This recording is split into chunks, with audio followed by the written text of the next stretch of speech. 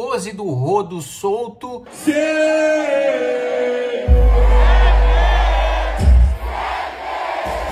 E Léo Lins preso. Aqui, ó. Tu é fiscal do Detran? Irmão, faz uma rotatória aqui. Vamos lá. Tirou onda, velho. Aí, ó.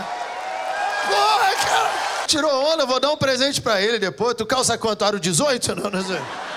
8 anos de cadeia em regime fechado por causa de um show de comédia, enquanto um sujeito que faz apologia ao crime e que está sendo investigado por envolvimento com tráfico de drogas é solto por um habeas corpus concedido pelo Tribunal de Justiça do Rio de Janeiro. Mas nem tudo é notícia ruim. A polícia, já esperta e acho que esperando que fosse ser concedido habeas corpus por Pose do Rodo, já deflagra uma outra operação contra a mulher do Pose do Rodo, demonstrando que ela poderia ter lavado aí cerca de 250 milhões de reais para o Comando Vermelho, ou seja, explicitando uma suspeita que nós do MBL fomos os primeiros a vocalizar, de que não apenas a apologia ao crime por parte de determinados MCs, mas o envolvimento direto com facções criminosas, fazem parte de uma divisão de propaganda de facções criminosas, e não se trata meramente de MCs que admiram facções criminosas, isso por si só já seria um absurdo, mas de gente que tem participação nessas facções, inclusive lavando dinheiro para elas, né? Então, a gente vai falar sobre isso logo depois que você se inscrever no canal, clicar no sininho para receber as notificações, deixar o seu like, compartilhar esse vídeo,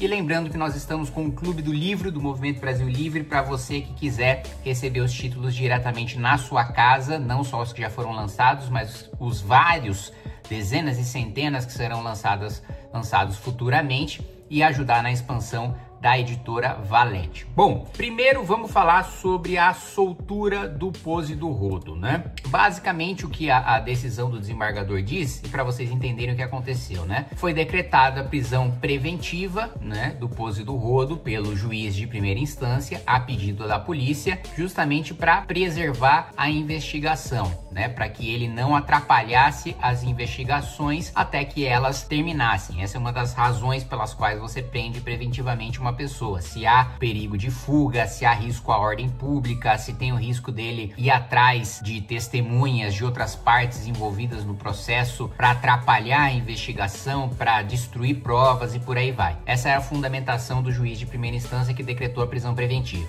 A defesa do Pose do Rodo, então, ingressa com pedido de habeas corpus, impetra uma ordem de habeas corpus no Tribunal de Justiça, e o desembargador, o Tribunal de Justiça, basicamente diz o seguinte: olha, ele não deve ser preso preventivamente, não há razão para que ele seja preso preventivamente. Quem realmente deve estar preso são os chefões, são os mais fortes, líderes de organizações criminosas. O Pose do Rodo é um elo menor, é um elo mais fraco na organização criminosa, e não há razão para ele ficar preso, né? Apesar de soltá-lo, eu, desembargador, determino que ele não pode sair do território ali da comarca em que ele está sendo julgado, em que ele está sendo investigado.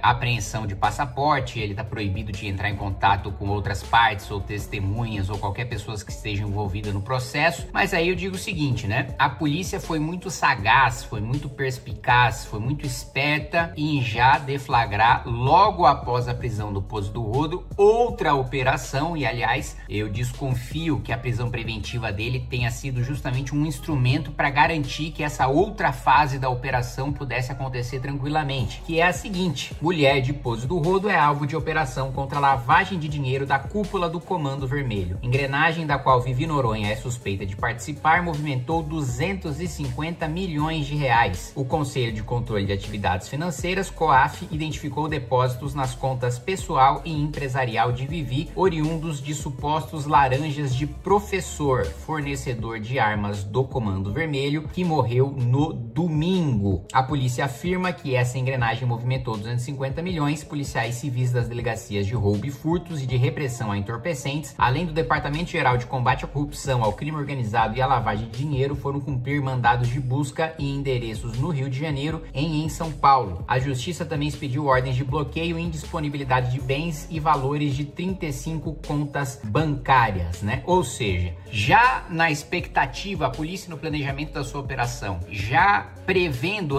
antevendo as críticas, né, à prisão preventiva do Poço do Rodo. Eles já sabiam que gente como Thalíria Petroni, né, psolistas, petistas, outros MCs, artistas, sairiam em defesa do Poço do Rodo, dizendo, olha, ele não tem envolvimento com o crime organizado, ele tá cantando a realidade da favela, bababá, né, aquela balela que, mesmo que não houvesse comprovação do envolvimento mais direto do Poço do Rodo com tráfico ou com lavagem de dinheiro, só o fato dele cantar o hino do Comando Vermelho, com claramente criminosos abertamente mostrando fuzis na plateia,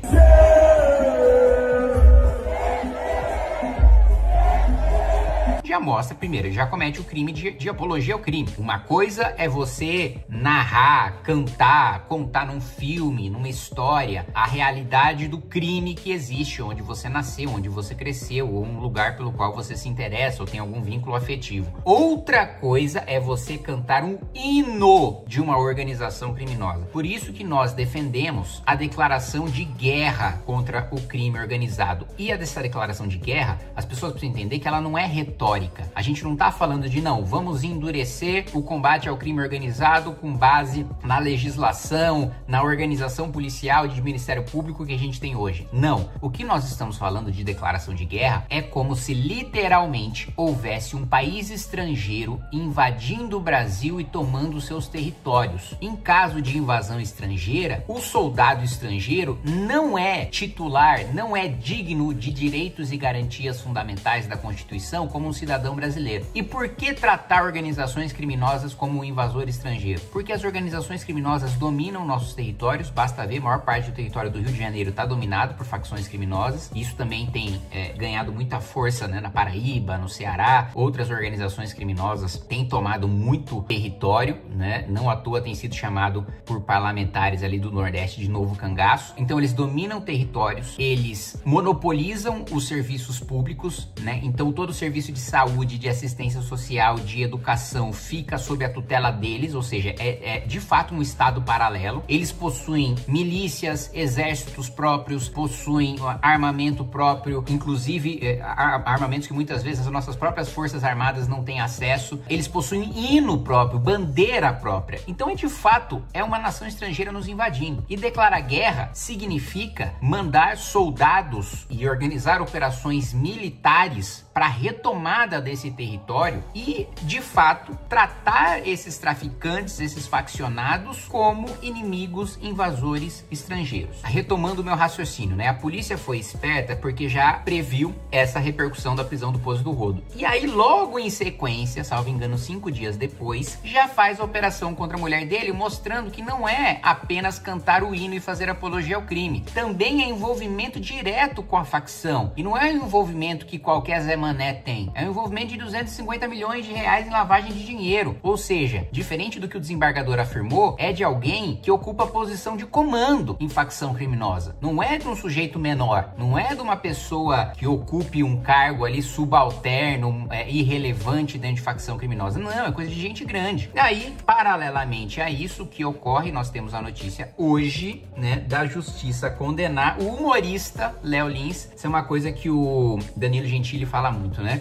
Nós somos o país em que a política é levada como piada e os humoristas são levados a sério. Veja só, 8 anos e 3 meses de cadeia em regime fechado sob a acusação de ter feito, aspas, discursos preconceituosos contra diversos grupos minoritários e uma multa equivalente a mais de R$1.500.000 mais uma indenização de R$300.000. Então assim, vamos lá, gente. Por que as piadas de humor negro do Léo Lins sempre tiveram respaldo legal e não são manifestações de preconceito e discriminatórias? Por uma questão simples, elementar do direito penal, que é o dolo, a intenção de cometer aquele crime, a intenção de violar aquele bem jurídico tutelado pelo tipo penal. Ou seja, o crime existe para proteger a sociedade de uma conduta que viola um direito. Então, por que existe o crime de homicídio? Para proteger a sociedade, o direito à vida da sociedade. Por que existe o crime de roubo, de furto? Para defender o direito à propriedade, né, da população. Por que existe o crime de discriminação, de racismo? Para proteger pessoas de todos os tipos de serem perseguidas, de não poder ter um emprego por causa da sua condição, de não poder entrar num restaurante por causa da sua religião, da sua cor, da sua etnia. É você proteger a dignidade dessas pessoas. Pois bem, Léo Lins, assim como outros humoristas que fazem humor negro, não existe o dolo em discriminar. Não existe a intenção de prejudicar qualquer grupo que seja e de violar os seus direitos. Existe o que nós chamamos de animus jocandi, a intenção de fazer piada, a intenção de fazer rir. Portanto, não há um elemento fundamental do tipo que é o dolo, porque a intenção não é discriminar, a intenção é fazer rir, a intenção é divertir, e isso sempre esteve protegido na nossa jurisprudência. Toda vez que ingressavam com ações como essa contra humoristas, a própria justiça dizia, olha, não tem crime, porque a intenção dele é fazer rir. E quem acompanha os shows do Léo Lins sabe que, na realidade, deficientes físicos, gays, negros, enfim, tudo quanto é tipo de minoria, vai aos seus shows justamente para escutar esse tipo de piada que só ele e pouquíssimos outros fazem, para eles se sentirem incluídos na piada, no show. E isso tem vários relatos de gente que vai assistir esses shows. Fala, olha, em qualquer outro show de humor, eu me sinto excluído, porque as pessoas ficam cheias de dedos de fazer qualquer piada comigo e eu me sentir ofendido, eu levar aquilo como uma coisa discriminatória. Aqui eu venho porque eu sei que o Léo Lins vai fazer piada comigo, vai fazer piada com todo mundo e eu me divirto com isso. Então, assim, 8 anos de cadeia para um humorista,